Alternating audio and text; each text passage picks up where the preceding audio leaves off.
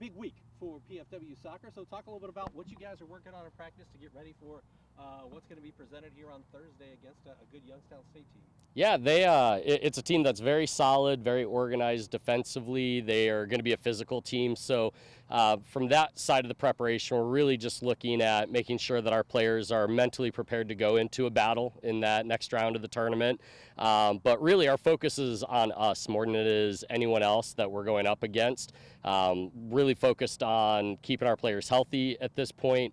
But more than that, knowing that we've never been this far in the tournament, this deep in the tournament, and really just keeping that focus and that discipline that we've had all season, and continuing to ensure that we play Purdue Fort Wayne soccer and not get out of what we're comfortable with, essentially. Yeah, you guys played them just a couple of weeks ago. I think it was at their place, 1-0.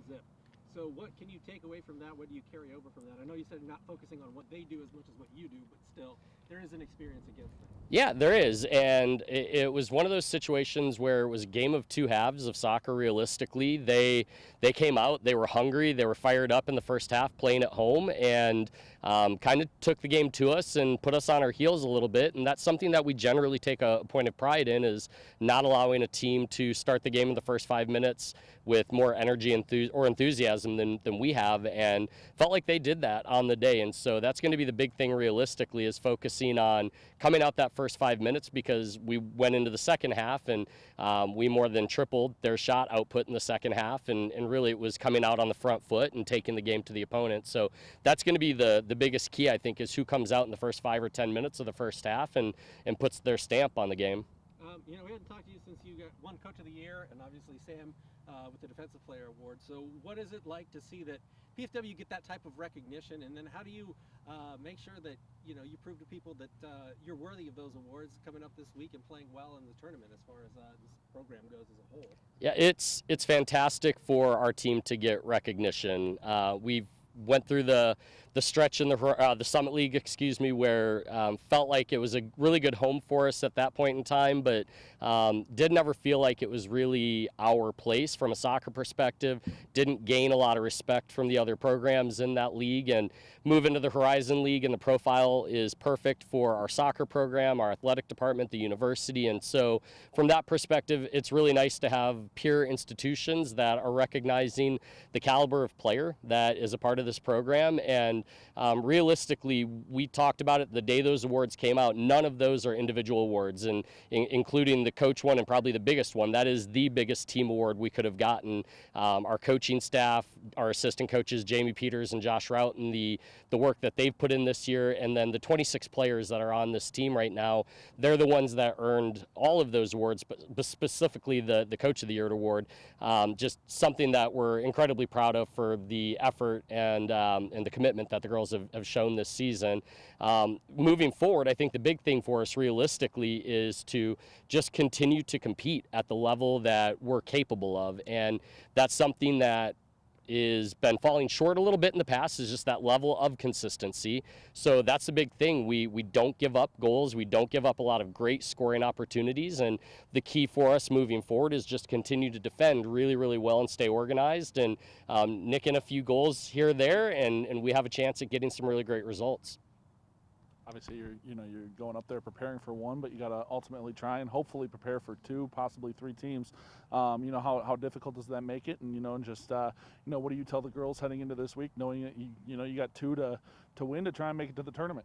Yeah, it's very cliche, but we literally, game by game, day by day, have really been focused on what is right in front of us, and that's been the biggest key for our players. And the way we as coaches know that that's really in their mind frame is when we finished the game at Cleveland State and we knew we were the 2 seed, there was no celebration, there was no cheering. It was, okay, let's get in our huddle, let's talk real quick, let's get on the bus, and let's get ready for the next moment that we've gotten this season. And that's part of the mentality of this group, is continuing to write the next chapter, and we want to be the ones that decide when that book is finished, and we hope it's several weeks away from being done, because we feel like we still have stories to write for this season. And so that's probably the most exciting thing, is that mentality from the players is Youngstown is right in front of them, and they know that that's a big physical monster over there in Ohio. But having said that, we're fantastic on the ball, and we're hungry, and we're resilient. And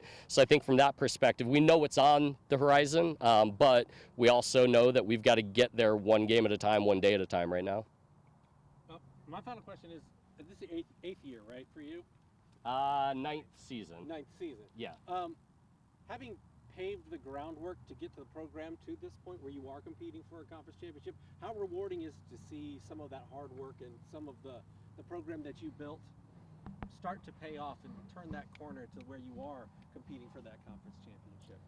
The biggest thing for me is the players and the coaches that laid the foundation of this program. Even before I got here, we've had some fantastic people, not just that are in the soccer program, but the support staff that is involved with us, the administration that we didn't have a lot of great years the first few years I was here, and they continued to remain loyal and committed to what our vision was for the program. And ultimately, to me, it's the people that came before us, it's our alums, it's the former coaching staffs that were here before us. And those were some of my first texts and phone calls after we knew we had the 2 seed wrapped up, was to give recognition to what they've done for this program, because most of them went through this program and they remained loyal and they remained committed, and they did that while not having a lot of success on the field. And now this group that's a part of the team right now is the one that has put the program to where it is and put it over the top. But these ladies that are part of this program right now wouldn't be where they are if it weren't for the people that came before us. And